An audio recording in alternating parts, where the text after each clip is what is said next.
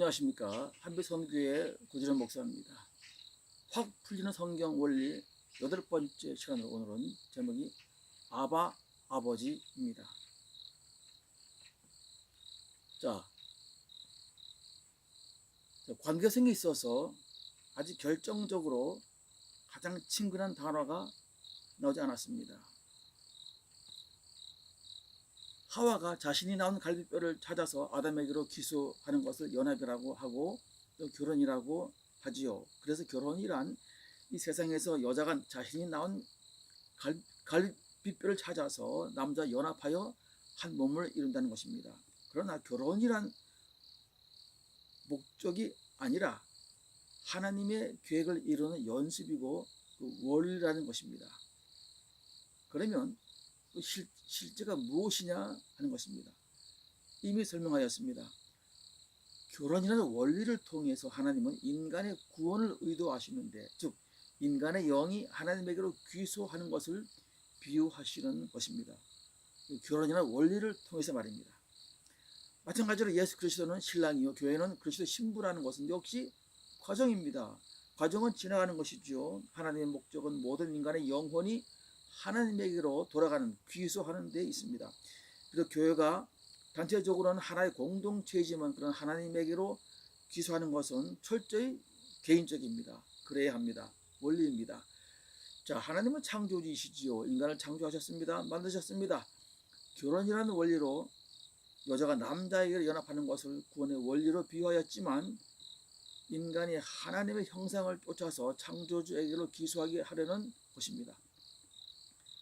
자, 이쯤이면 하나의 단어가 튀어나갈 법도 하지요. 단어가 떠오르십니까?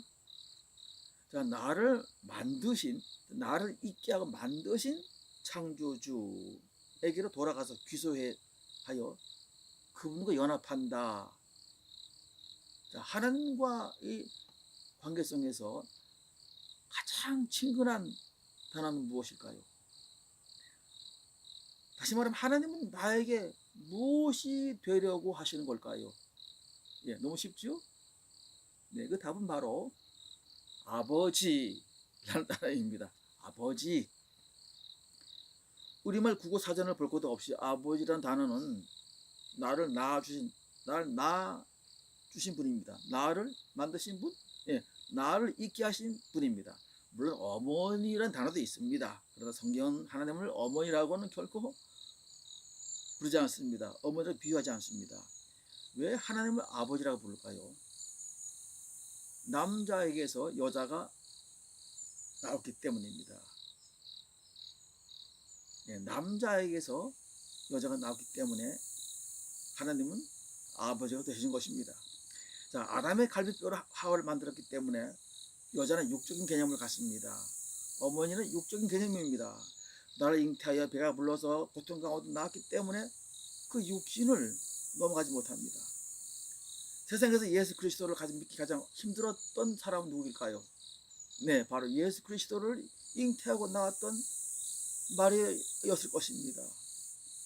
자기의 배가 불러서 고통 중에 나왔으니까 자기 아들로 아는 것입니다. 그러나 예수는 하나님 아버지의 아들이셨습니다. 자, 아버지, 이 단어의 말로 이 세상에서 가장 아름다운 단어라고 생각합니다. 그렇죠? 왜냐하면 아버지는 이 세상에서 내가 무엇을 해도 나를 이해하고 나를 사랑하고 내 편에 되어 주시기 때문입니다. 막말로 하면 내가 아버지를 배신해도 아버지는 나를 버리지 않는다는 것입니다.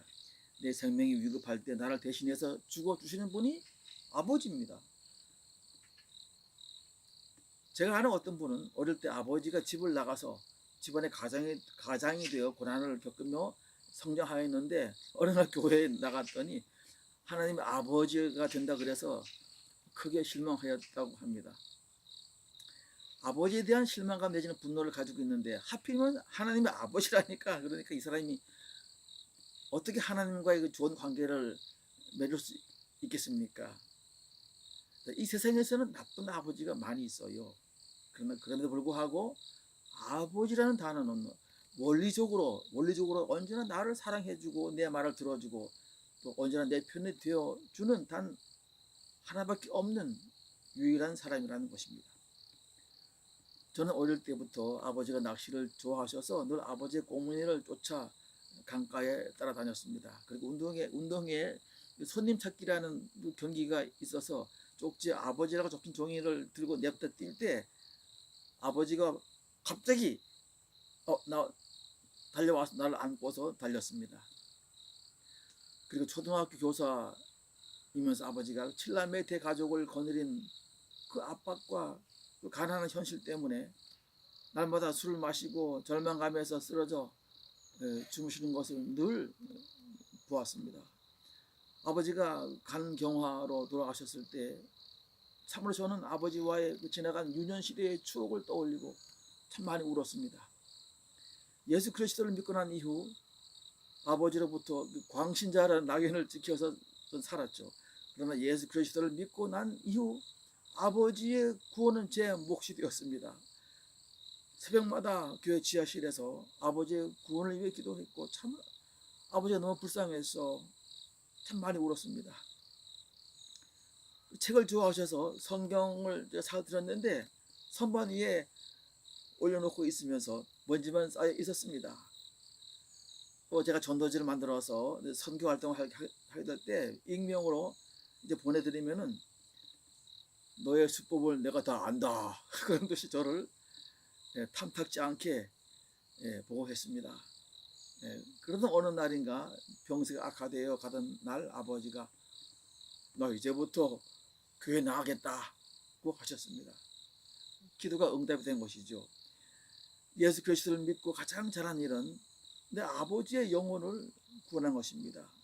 유년 시대에 아버지 함께하였던 아련한 추억들이 끝까지 아버지 영혼을 책임지게 한 것입니다.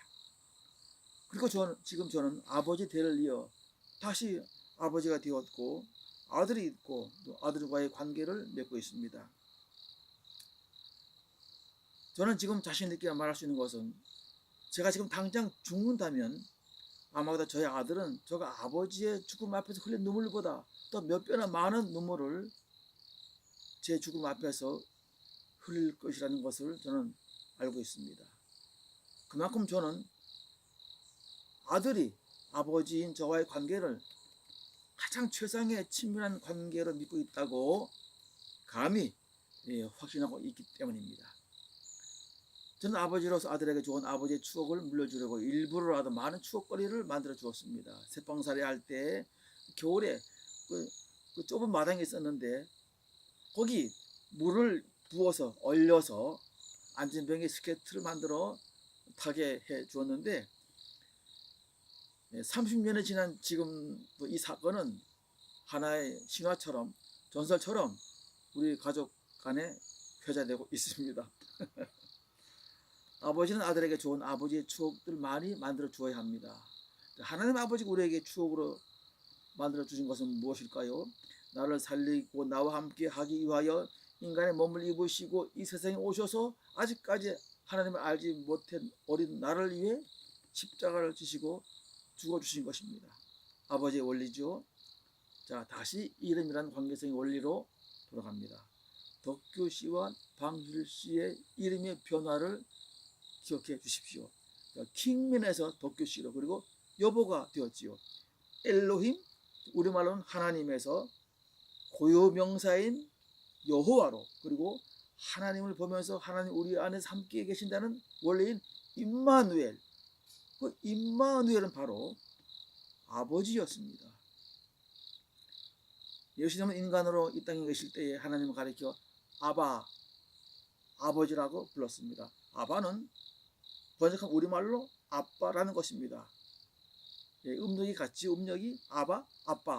아빠라는 말은 어린아이가 아버지를 부르는 말입니다. 여기에는 친근함, 신뢰성의 절대성이 들어있습니다. 아버지에 대한 절대적인 신뢰의 표현입니다. 아버지를 아빠라고 부르는 아이는 행복합니다.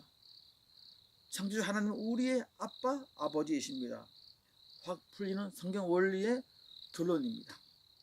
우리가 하나님을 아빠, 아버지라고 부르는 순간부터 하나님과 우리는 이 세상에서 가장 친밀한 관계를 누리게 될 것입니다. 그리고 우리는 장차 천국에서 아버지와 함께 영원한 영생토록 함께할 것입니다. 감사합니다.